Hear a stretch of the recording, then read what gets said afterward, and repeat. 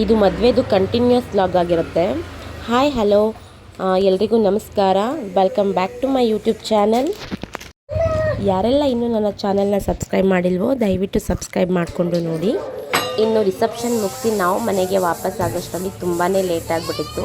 ಅವತ್ತೇ ನಮ್ಮ ಪಾಪದ್ದು ಮೊದಲನೇ ವರ್ಷದ ಬರ್ಡೇ ಇದ್ದಿದ್ದರಿಂದ ನಾವು ಚಿಕ್ಕಲ್ಲೂರಲ್ಲಿ ಮಾಡೋಣ ಅಂತ ಹೇಳಿ ಪ್ಲ್ಯಾನ್ ಇಟ್ಕೊಂಡು ಅವತ್ತಿನ ಬರ್ಡೇನ ಸಿಂಪಲ್ಲಾಗಿ ದೇವಸ್ಥಾನಕ್ಕೆ ಹೋಗಿ ಮುಗಿಸ್ಕೊಂಡು ಬಂದಿದ್ವಿ ಅಷ್ಟೇ. Happy birthday to you, Tanvi. Happy birthday to you. But ಫ್ಯಾಮಿಲಿಯಲ್ಲೆಲ್ಲ ಇಲ್ಲ ಮಾಡಲೇಬೇಕು, ಮೊದಲನೇ ವರ್ಷದ ಬರ್ಡೇ ಇಲ್ಲಿ ಸಿಂಪಲ್ಲಾಗಿ ಮಾಡ್ಕೊಳ್ಳೋಣ, ಬೇಕಿದ್ರೆ ಅಲ್ಲಿ ನೀವು ಗ್ರ್ಯಾಂಡಾಗಿ ಮಾಡ್ಕೊಳ್ಳೋರಂತೆ ಅಂತ ಹೇಳಿ ಸಿಂಪಲ್ಲಾಗಿ ಇಲ್ಲಿ ಸೆಲೆಬ್ರೇಟ್ ಮಾಡಿ ಮುಗಿಸ್ಕೊಳ್ಳೋಣ ಅಂತ ಕೇಕ್ ತರಿಸಿದ್ರು. ಸರಿ ಆಯಿತು ಅಂತ ಹೇಳಿ ಪಾಪು ಬರ್ಡೇನ ಸಿಂಪಲ್ಲಾಗೆ ಫ್ಯಾಮಿಲಿ ಜೊತೆ ಎಲ್ಲ ಸೆಲೆಬ್ರೇಟ್ ಮಾಡ್ತಾಯಿದ್ದೀವಿ. ಕೇಕ್ ಕಟ್ ಮಾಡೋದು ಅಂದರೆ ಮಕ್ಳಿಗೆ ಏನೋ ಒಂಥರ ತುಂಬಾ ಖುಷಿ ಅಂತ, ಅದರಲ್ಲೂ ನನ್ನ ಮಗಳಿಗೆ ಮತ್ತು ನನ್ನ ತಂಗಿ ಮಗನಿಗಂತೂ ಸಿಕ್ಕಾಬಟ್ಟೆ ಖುಷಿ. ಕೇಕ್ ತಂದುಬಿಟ್ರೆ ಮನೆಗೆ ಹಬ್ಬ ಅಂದರೆ ಹಬ್ಬ. ನೋಡಿ ಇವನು ಎಷ್ಟು ಖುಷಿ ಪಡ್ತಿದ್ದಾನೆ ಅಂತ. ಕರೆದಿಲ್ಲ ಅಂತಂತಂದ್ಬಿಟ್ಟು ಜಂಜಿ ನನ್ನ ನನ್ನ ನನ್ನ ಅಂತಂತಿದ್ದ. ಅವನಿಗೆ ನನ್ನ ಹೆಸರು ಕರೆಯೋಕ್ಕೆ ಬರೋದಿಲ್ಲ, ಅವನು ಹಾಗೆ ಕರೆಯೋದು, ಮುದ್ದ ಕರಿತಾನೆ. ನಮಗೆಲ್ಲ ತುಂಬಾ ಖುಷಿ ಆಗುತ್ತೆ. ಅಲ್ಲಿ ನನ್ನ ತಂಗಿ ಮಕ್ಕಳು ಮತ್ತು ನನ್ನ ತಂಗಿ ಮಗ ಮತ್ತು ನನ್ನ ಮಕ್ಕಳಿಬ್ಬರು, ನಮ್ಮ ಅಕ್ಕನ ಮಕ್ಕಳು ಎಲ್ಲರೂ ತುಂಬ ಜನ ಇದ್ದರು.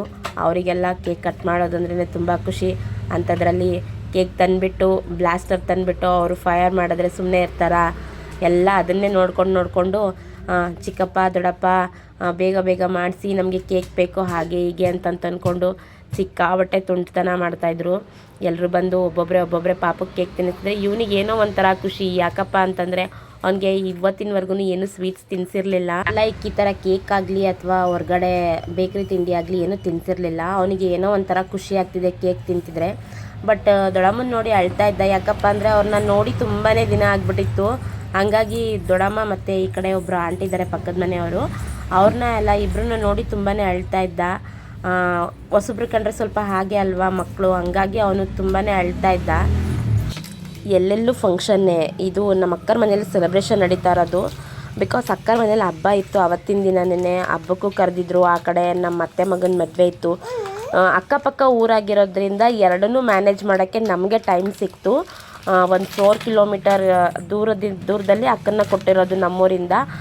ಹಾಗಾಗಿ ನಾವು ಕೂಡ ಎರಡೂ ಕಡೆ ಮ್ಯಾನೇಜ್ ಮಾಡೋಕ್ಕೆ ಸರಿ ಹೋಯಿತು.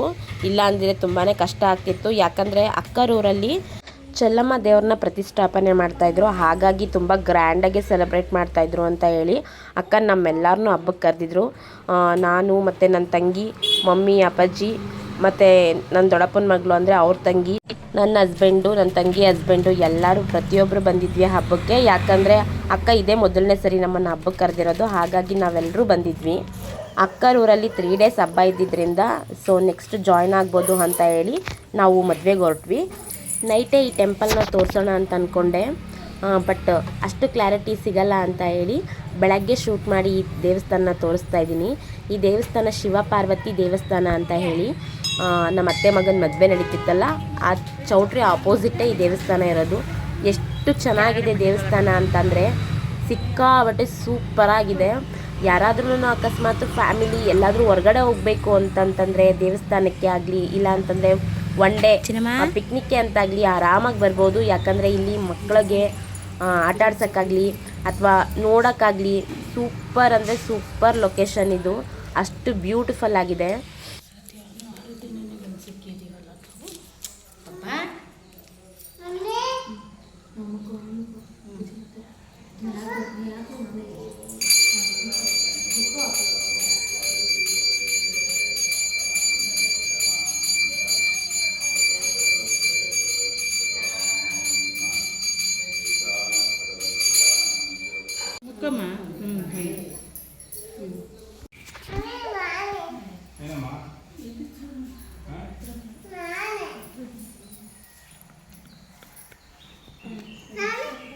ಸಾಕು ನೀನೆಲ್ಲ ಇದು ಮಾಡ್ತೀನಿ.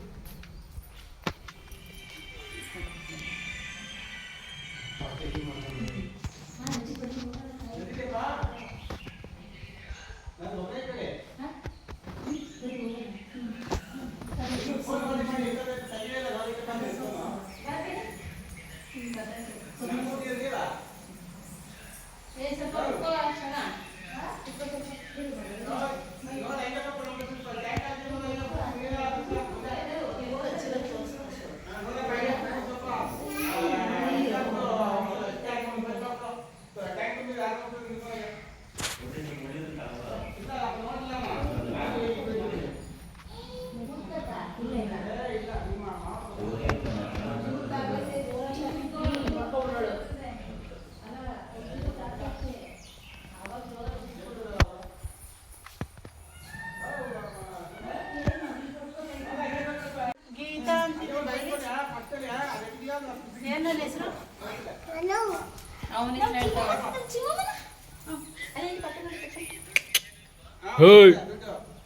ಹಣೆದೆಲ್ಲ ನೋಡು ಏನ್ ಮಾಡ್ತಾ ಇದೀಯ ಎಳ್ಸ್ಕೊತ ಗೊತ್ತಿದೆಯಲ್ಲ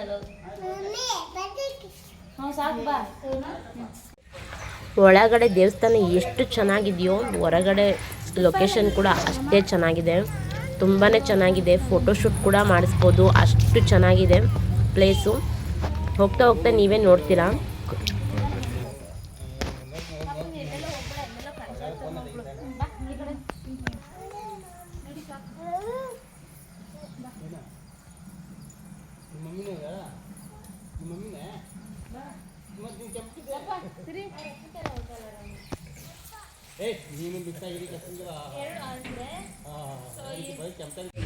ಚೌಟ್ರಿ ಆಪೋಸಿಟ್ಟೇ ಈ ದೇವಸ್ಥಾನ ಇರೋದ್ರಿಂದ ಮದುವೆ ಗಂಡು ಹೆಣ್ಣಿಗೆ ಆಲ್ಮೋಸ್ಟ್ ಫೋಟೋಶೂಟ್ ಇಲ್ಲೇ ಮಾಡಿಸ್ತಾರಂತೆ.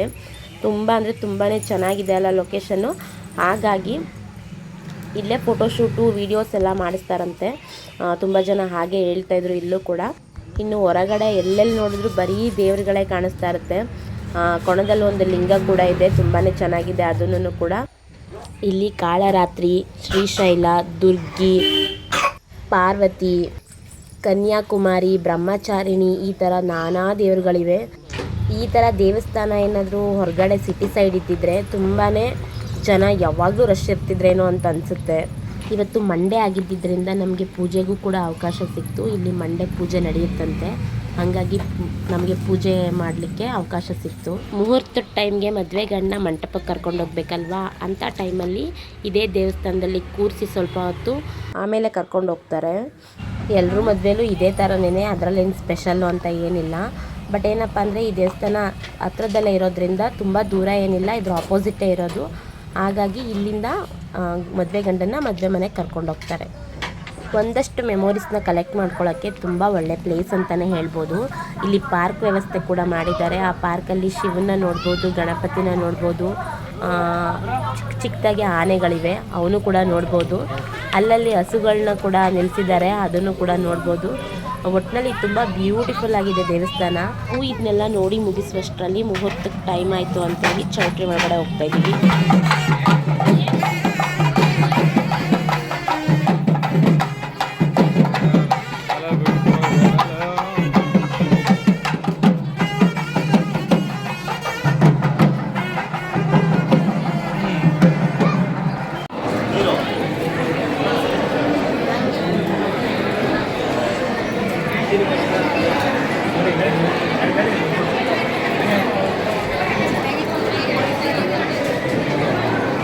ಊಟ ಮಾಡ್ಕೊಂಡು ನಡೀರಪ್ಪ. ಬಾರೋ ಆಕಾಶು ರಜು.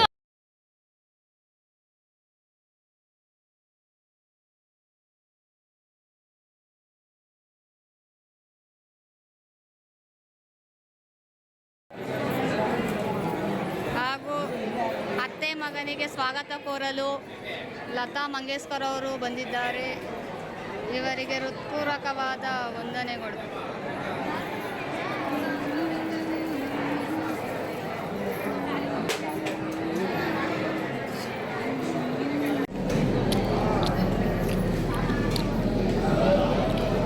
ಇನ್ನು ಮದುವೆ ಎಲ್ಲ ಮುಗಿಸ್ಕೊಂಡು ಊಟನೂ ಮುಗಿಸ್ಕೊಂಡು ಕೆಳಗಡೆ ಬಂದು ಸ್ವಲ್ಪ ಹೊತ್ತು ರಿಲೇಷನ್ಸ್ ಎಲ್ಲ ಬಂದಿದ್ರಲ್ಲ, ಹಾಗಾಗಿ ಅವ್ರ ಜೊತೆ ಎಲ್ಲ ಸ್ವಲ್ಪ ಹೊತ್ತು ಕೂತ್ಕೊಂಡು ಮಾತಾಡಿ ಇವತ್ತಿನ ದಿನನ ಕಂಪ್ಲೀಟ್ ಮಾಡಿದ್ದಾಯಿತು. ಇದಾಗಿತ್ತು ಇವತ್ತಿನ ಮ್ಯಾರೇಜ್ ಫಂಕ್ಷನ್. ಇಷ್ಟವಾದಲ್ಲಿ ಲೈಕ್ ಮಾಡಿ, ಶೇರ್ ಮಾಡಿ, ಕಮೆಂಟ್ ಮಾಡಿ. ಹಾಗೆ ಯಾರಾದರೂ ಸಬ್ಸ್ಕ್ರೈಬ್ ಮಾಡಿಲ್ಲ ಅಂದರೆ ಪ್ಲೀಸ್ ಸಬ್ಸ್ಕ್ರೈಬ್ ಮಾಡಿ. ಮುಂದಿನ ವ್ಲಾಗಲ್ಲಿ ಸಿಗ್ತೀನಿ. ಅಲ್ಲಿವರೆಗೂ ಟೇಕ್ ಕೇರ್. ಬಾಯ್ ಬಾಯ್.